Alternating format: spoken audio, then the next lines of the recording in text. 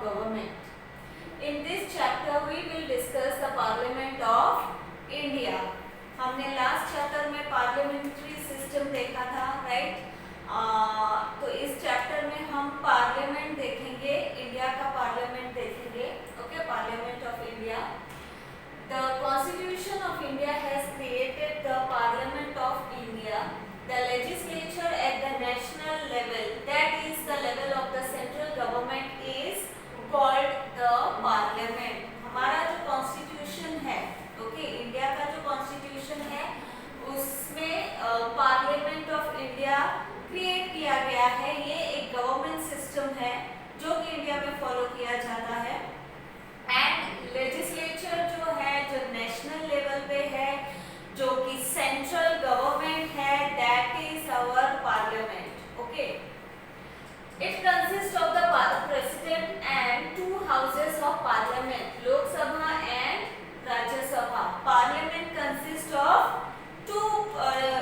two points, that is president and houses. Okay, two houses consist of president and two houses. One is Lok Sabha and the other one is Rajya Sabha. ये दो houses है parliament के and president. Though president is an inseparable part of the parliament, he or she cannot participate in the discussions in either of the house of the parliament. जो president है, जो country का president है, he is the inseparable part of the parliament. Okay, he is the head of the parliament, he is inseparable part. But जो भी discussions या जो भी meetings होती है, he is not the part of it. मतलब वो participate नहीं करते उन discussions में. Okay. The two houses of the parliament are called the Lok Sabha and the Rajya Sabha. जो दो houses है parliament के, वो क्या है? लोक सभा है और राज्य सभा है. Okay, now let us see लोक सभा. और as the name suggests, लोग मतलब लोग, okay, people of the country, उनकी सभा.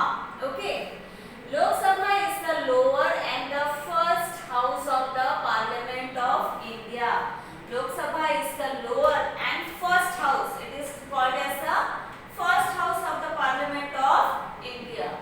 Lok Sabha is the house of representatives directly elected by the people. Okay, Lok Sabha is the house of representatives which are directly elected by the people. यानी जो citizen है एक country का, वो लोग elect करते हैं लोक सभा के member को. Okay, hence the Lok Sabha is called the first house. The members of Lok Sabha are elected directly by the people from the territorial constituencies. The tenure of Lok Sabha is 5 years. The elections take place after every 5 years. Lok Sabha के जो members है, they are elected directly by the people. Okay, and her state में जहाँ पर ये election होता है, general election के through members को elect किया जाता है, तो वो state को territories में divide किया जाता है, that is territorial constituencies. Okay, और वो सारे जो territorial constituencies है वहाँ पर election held होता है और लोक सभा के member elect किए जाते हैं and they are directly elected by the people. जो जनता है, okay, जो common people है, वो लोग vote करके members elect करते हैं and उनका जो tenure है, tenure means duration, जो membership है, okay, जो एक बार लोक सभा का member बना, वो अपना post, अपना जो responsibility है, वो कितने साल तक वो member बना रहेगा? 5 years. Okay, उनका जो tenure है, that is for 5 years and every 5 years elections are held. Okay, and new members are elected. The elections take place after every 5 years. These elections are known as general elections. हर 5 साल में election होता है और voting के जरिए members elect किए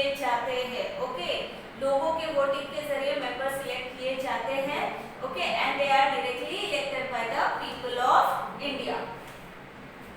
However, there are examples when the Lok Sabha was dissolved before the completion of 5 years. Okay, when voting is done and members are elected, उनका जो tenure है, उनका जो duration है उनके office का, that is for 5 years.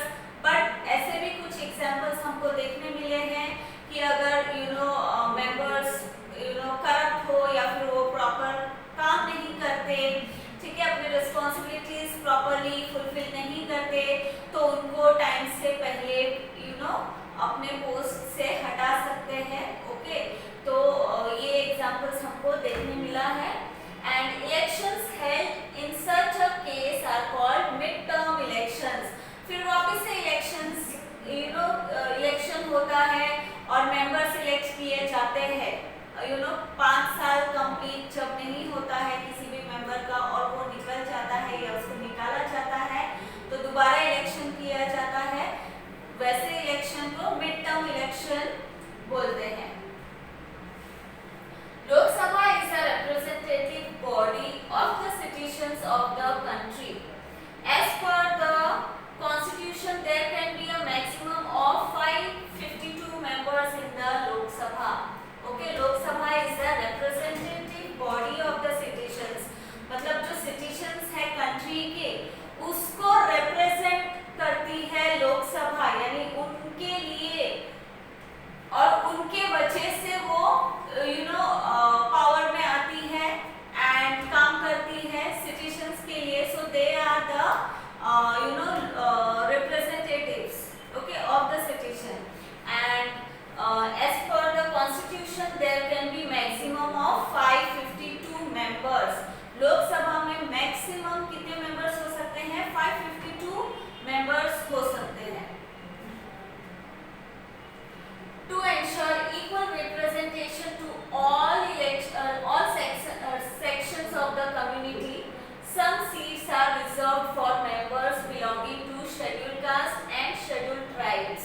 Okay, community में, एक सोसाइटी में अलग अलग कास्ट के लोग रहते हैं, अलग अलग सेक्शन के लोग रहते हैं. ठीक है, तो सबको अपॉर्चुनिटी मिलनी चाहिए. ऐसा नहीं होना चाहिए कि जो हायर क्लास है, जो अपर क्लास के लोग हैं, वो ही इलेक्शन कंटेस्ट कर सकते हैं और जो लोअर क्लास है उनको अधिकार नहीं है इलेक्शन कंटेस्ट करने के लिए. ऐसा नहीं होना चाहिए. इक्वल अपॉर्चुनिटी सबको मिलनी चाहिए. इसलिए जो बैकवर्ड क्लास है या फिर शेड्यूल कास्ट है या शेड्यूल ट्राइब्स है, उनके लिए कुछ सीट्स रिजर्व किए जाते हैं. ओके, हाउसेस में सीट्स रिजर्व किए जाते हैं ताकि उनको भी अपॉर्चुनिटी मिले आगे आने का और कंट्री के लिए कुछ करने का. And in case there are no representatives from the Anglo-Indian community, the president can appoint 2 members from this community to the Lok Sabha. ठीक है, तो हर सेक्शन से लोग आ सकते हैं, कैंडिडेट बन सकते हैं, इलेक्शन कंटेस्ट कर सकते हैं. ओके, शेड्यूल कास्ट हो गया, शेड्यूल ट्राइब्स हो गया या बैकवर्ड हो गए, बैकवर्ड क्लास के लोग हो गए, हर सेक्शन के लोग आगे कर सकते इलेक्शन कंटेस्ट कर सकते हैं. And if suppose Anglo Indian community के अगर कोई भी मेंबर नहीं है, एंग्लो इंडियन मतलब जो मिक्स्ड सिटीजन रहते हैं, यानी जैसे कि एक सिटीजन है जो कि इंडियन सिटीजन है लेकिन उनके जो पेरेंट है, सपोज जो मेन फैमिली मेंबर है घर के, वो यूरोपियन कंट्रीज से बिलोंग करते थे. ओके, उन्होंने इंडिया में आके इंडियन से शादी की और इंडिया में ही सेटल हो गए और इंडिया में बॉर्न हुए, उनके बच्चे जो है और इंडिया के जो सिटीजन बन गए. ठीक है, वो जो लोग हैं दे आर एंग्लो इंडियन. वो कम्युनिटी के लोग अगर नहीं इलेक्शन कंटेस्ट करते हैं, अगर कैंडिडेट्स नहीं आते हैं, रिप्रेजेंटेटिव्स नहीं आते हैं, तो प्रेसिडेंट खुद ऐसे 2 मेंबर को अपॉइंट कर सकते हैं इस कैटेगरी के लिए. एंग्लो इंडियन कम्युनिटी जो कैटेगरी है उसके लिए प्रेसिडेंट खुद कोई भी 2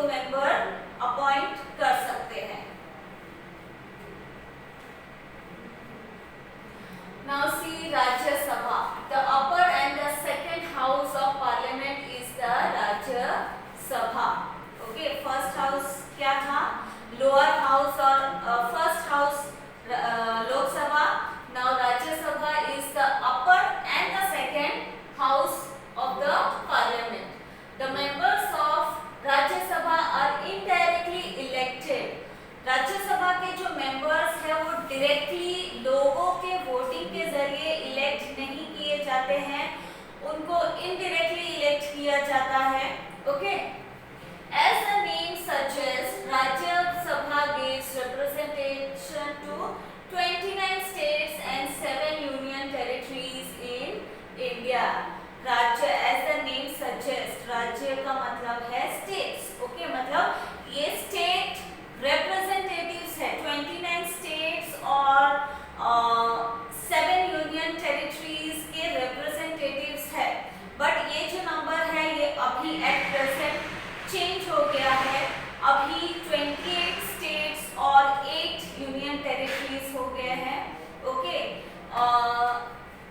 thus members of Rajya Sabha work as representative of the constituent states. यानी राज्यसभा के जो मेंबर्स है they work as a representative of their respective constituent states.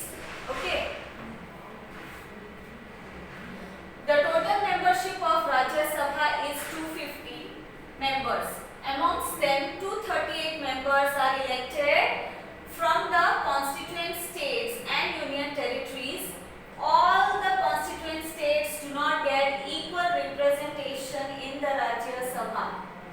Okay, total membership कितना है राज्य सभा का? 250. Okay, 250 total membership है, maximum membership है 250 and amongst them 238 members जो है वो एक कंट्री के जो स्टेट्स है और जो यूनियन टेरिटरीज है वहाँ के रिप्रेजेंटेटिव्स होते हैं. जो मेंबर्स होते हैं राज्यसभा के वो हमारे कंट्री के जितने भी स्टेट्स हैं और यूनियन टेरिटरीज है वहाँ से उनको इलेक्ट किया जाता है, वहाँ के रिप्रेजेंटेटिव्स होते हैं. And also all the constituent states do not get equal representation in the Rajya Sabha. मतलब जितने भी कॉन्स्टिट्यूएंट स्टेट्स है, जितने भी स्टेट्स हैं इंडिया में या यूनियन टेरिटरीज में, वहाँ पे इक्वल नंबर नहीं होगा. इलेक्शन जो होगा वो इक्वल नंबर नहीं होगा. For example Maharashtra according to the place वो वेरी करेगा. यानी महाराष्ट्र में से जितने मेंबर्स राज्यसभा के मेंबर्स बनेंगे उतने ही गोवा में से बनेंगे, ऐसा नहीं है. ओके, हर एक स्टेट का अलग अलग नंबर होगा, इक्वल रिप्रेजेंटेशन नहीं होगा. It is proportionate to the total population of each of the state.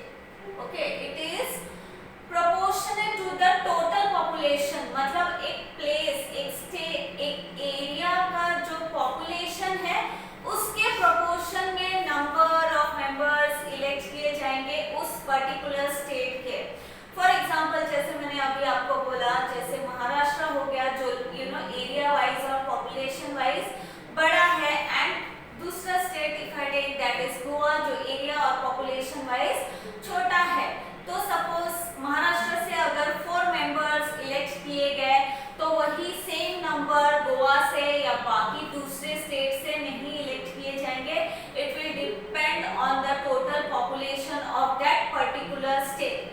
For example, अगर मैंने बोला अभी जैसे महाराष्ट्र में 4 मेंबर्स इलेक्ट किए गए according to the size of the population, वैसे ही गोवा में जो उसका पॉपुलेशन कम है एज कंपेयर टू महाराष्ट्र, तो वहां से फॉर एग्जांपल 2 मेंबर्स इलेक्ट किए जाएंगे. ओके, सो दिस वे मतलब अलग अलग स्टेट्स के जो नंबर्स है it won't be the same, it won't be equal.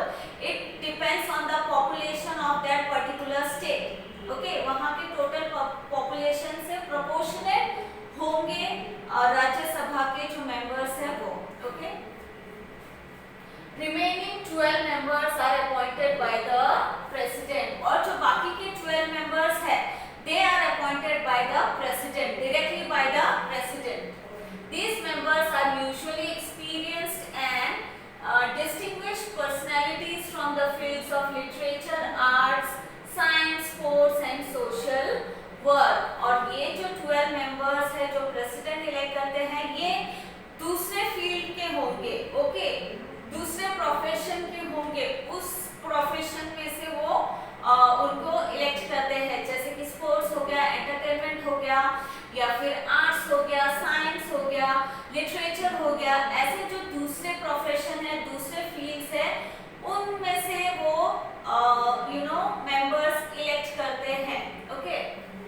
The members of Rajya Sabha are elected through the system of proportional representation, okay. जो members है राज्यसभा के वो कैसे इलेक्ट किए जाते हैं? Through the system of proportional representation. Proportional representation मतलब suppose for example अलग अलग पार्टीज जो है जो इलेक्शन कंटेस्ट करती है, जैसे कि कांग्रेस पार्टी हो गई या बीजेपी पार्टी हो गई, ठीक है।